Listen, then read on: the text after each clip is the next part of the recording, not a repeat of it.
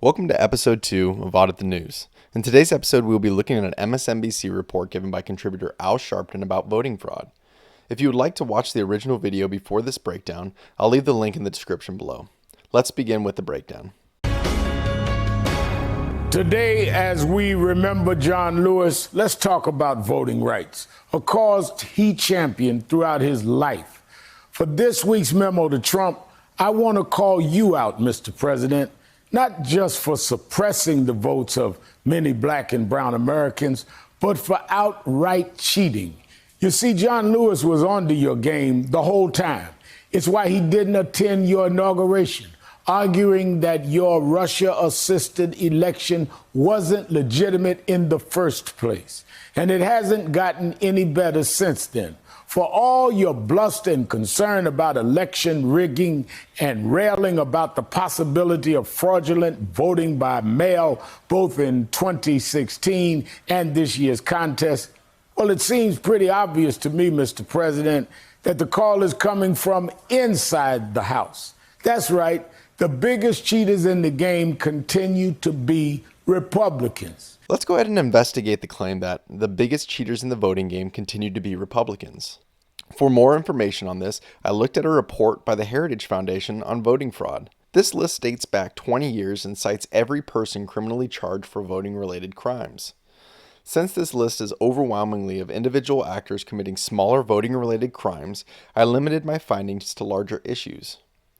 These include individuals who had direct party connections with the candidates they were trying to get elected, things much more detrimental to the overall election results.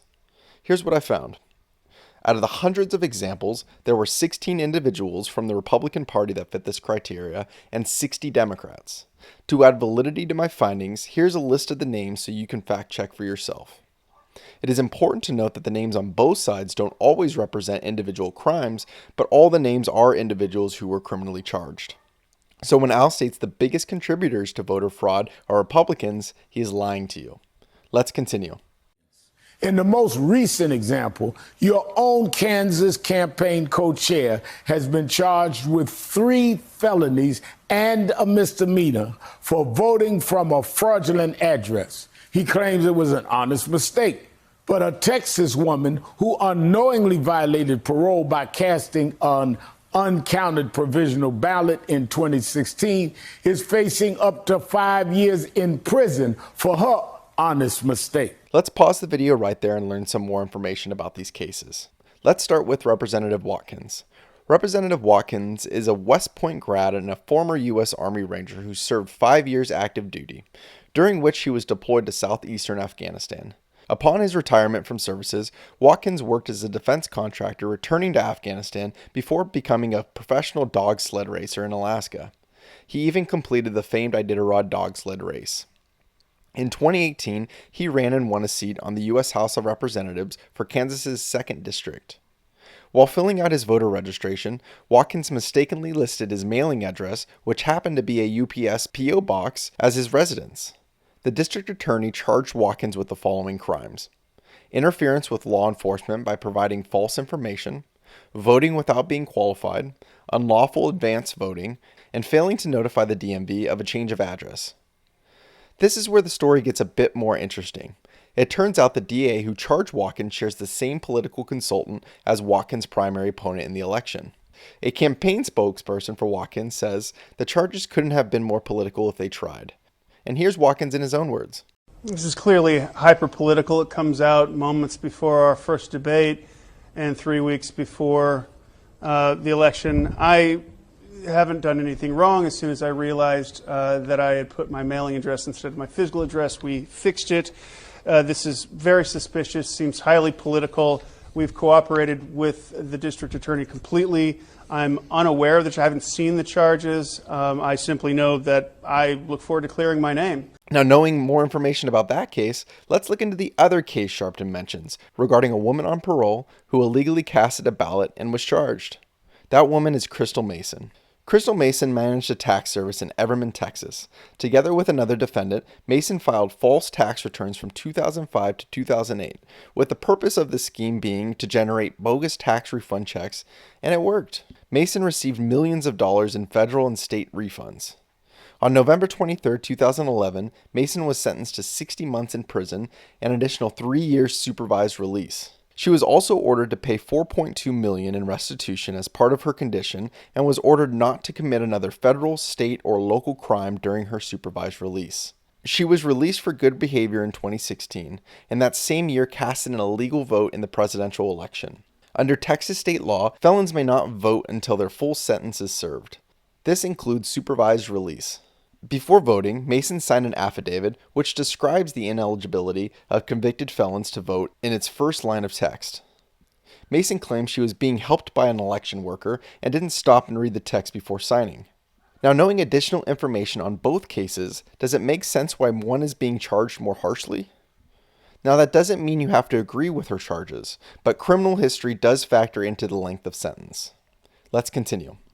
And it's not just isolated incidents. For all your online whining and fear-mongering about foreign countries or your opponents cheating via vote by mail, the biggest recent example at election fraud via mail was during a 2018 congressional race in North Carolina, in which a Republican operative illegally harvested and even filled in absentee ballots, resulting in a rerun of the entire election. Before we investigate the North Carolina congressman, I want to first address the president's concern in the vote by mail practice.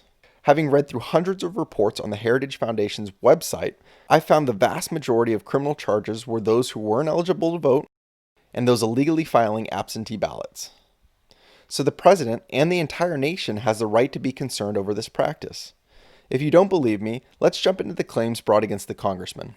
On Wednesday, February 27th, an operative for Congressman Mark Harris's campaign named Leslie McCrae Dallas was arrested and charged with 3 counts of obstruction of justice, 2 counts of conspiracy to commit obstruction of justice, as well as 2 counts of possession of absentee ballots. The charges allege the operative illegally collected and filled in absentee ballots on behalf of Republican candidate Mark Harris's campaign. If found guilty, Dallas faces 2 years in federal prison. The irony in Sharpton's report is this is the type of voting fraud the president is concerned about. This behavior isn't at all exclusive to the Republican Party either, and we'll speak to that more in a few minutes. But for now, let's continue with the report. But Mr. President, Republicans like you have known for a long time that these piecemeal cheats aren't enough to keep you in power. You require much bigger ways to put your feet on the scale, like widespread voter suppression. It's why you resist voting reforms at every turn. We're crazy. They had things, levels of voting that if you ever agreed to it, you'd never have a Republican elected in this country again. Let's pause the video right there. Sharpton appears to accuse the president and the Republican Party of widespread voter suppression. He includes a quick soundbite from the president during a phone call on the program Fox and Friends to justify his claim. Let's look into these accusations. On May 11, 2017, within the first year of his presidency, the Trump administration took steps to address the issues facing our voting system. The administration enacted the Presidential Advisory Commission on Election Integrity, which was designed to investigate the cases of voter fraud, suppression, and improper registration. The committee, however, lasted less than a year due to low participation by the Democratic Party. However, it is important to note that some Republican states did not comply either. I should also note the long-standing push for voter ID from the Republican Party, a system labeled as racist by the Democratic Party leadership and the liberal media. Do you have an opinion on voter ID laws? Yeah, they're usually pretty racist and they're bad. I think voter ID laws are a way to perpetuate racism. Would you go as far as say those laws are racist? For sure. That's a lie. Why would they say that? Now let's hear the complete quote made by the president. An email from Kevin for you, Mr. President. If there is another relief bill, how can we stop lawmakers from dipping into it again for special interest projects? Man, we were just talking about this. Do you want to expand? Can we stop the next one? It's just the common facts. I mean, they have a majority in the House, and therefore you need their vote, and they want to get certain things. I will tell you this. If you look at before and after, the things they had in there were crazy. They had things, levels of voting that if you ever agreed to it, you'd never have a Republican elected in this country again. They had things in there about, election days and what you do and all sorts of clawbacks. And they had things that were just totally crazy and had nothing to do with workers that lost their jobs. The way MSNBC presents the quote makes the president appear to take issue with voter reform in any form. It's clear after watching the whole clip the president is addressing the items inserted into the coronavirus relief bill by the Democratic Party. This item includes new tax credits for solar and wind energy, increased collective bargaining, requires same-day voter registration and early voting, publication of corporate pay statistics and race statistics for all corporate boards, $300 million apiece for the National Endowment of Arts and the National Endowment of Humanities, $35 million for the John F. Kennedy Center of Performing Arts in Washington, D.C., new expanded airline emissions, and the list goes on. The Democratic House Majority Whip even acknowledges this by saying it's a tremendous opportunity to restructure things to fit our vision. This was a bill exclusively designed to provide financial relief to the millions of Americans suffering from the coronavirus and the effects it had on our jobs and economy. Sharpton completely taking the soundbite out of context and using it to suggest the president resists voting reform at every turn is extremely unfair. And you're not the only one saying the quiet part out loud. In Mississippi, a county commissioner said, quote, "The blacks are having lots of events for voter registration. People in Mississippi have got to get involved too," end of quote. Republicans just don't see black voters who often but not always vote for Democrats as actual people with the legitimate right for our voices to be heard. Let's pause the video right there and reflect on a clip. Listen, you got to come see us when you come to New York, VP Biden. I will. It's a long way until November. We got more questions. You got more questions, but I tell you, if you have a problem figuring out whether you're for me or Trump, then you ain't black. I believe Joe Biden makes this much more clear. Let's continue. And that rot continues all the way to the top of our government. Just this week, the conservative wing of the Supreme Court voted to keep thousands of Floridians from voting in November, despite 2/3 of the state electorate acting to restore those rights. This after Republicans in the Florida legislature passed a law requiring ex-felons to pay all fines and fees before they could vote, without any way to ascertain how much was even owed. I don't know about you, but that sure sounds like unconstitutional poll tax to me. Let's briefly address this point. The Supreme Court simply denied the request to block this law, a law which was voted on by the Florida residents. It's also important to note that up until 2018, ex-felons could not vote at all. While this law may be stricter than laws in other states, all but 18 states don't have some kind of provision regarding felon voting rights. Let's continue.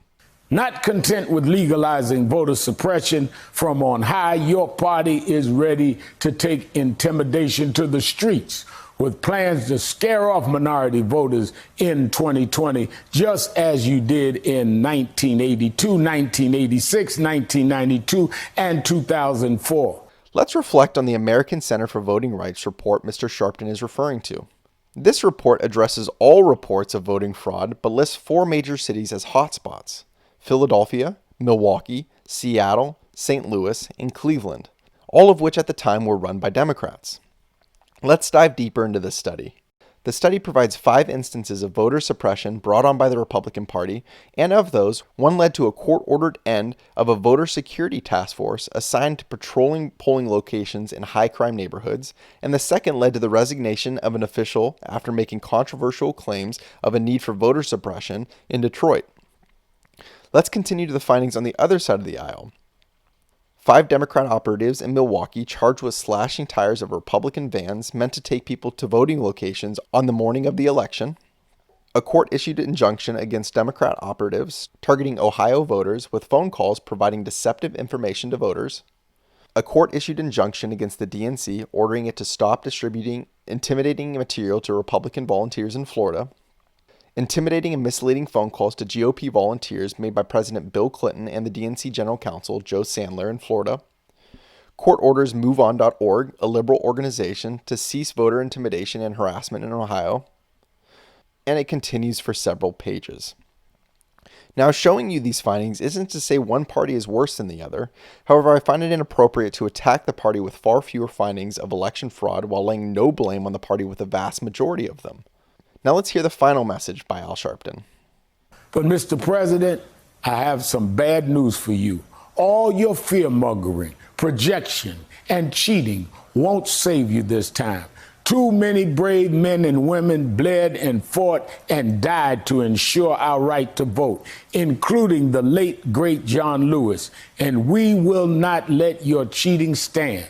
Representative Lewis led by example his entire life, and we're ready to get into good trouble in his honor to protect our votes. You can rail against vote by mail in the midst of a pandemic, and we will put on our masks and head to the voting booth. You can close polling locations and force us into long lines, and we will bring our lawn chairs and settle in to wait. You can use every loophole and exploit every inch of ground your court stacking has gotten you.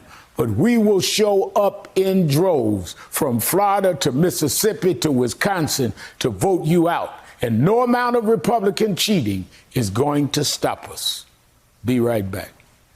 Well, that's it, ladies and gentlemen. Do you think the president is trying to suppress votes? Do you think the Republican Party is the party of cheaters who block reform at every turn? Let me know what you think in the comments below. If you enjoyed this video, please like and subscribe so I can bring you more content. If you have a new segment that you would like me to break down, feel free to list it in the comments below. Thanks for watching and have a great day.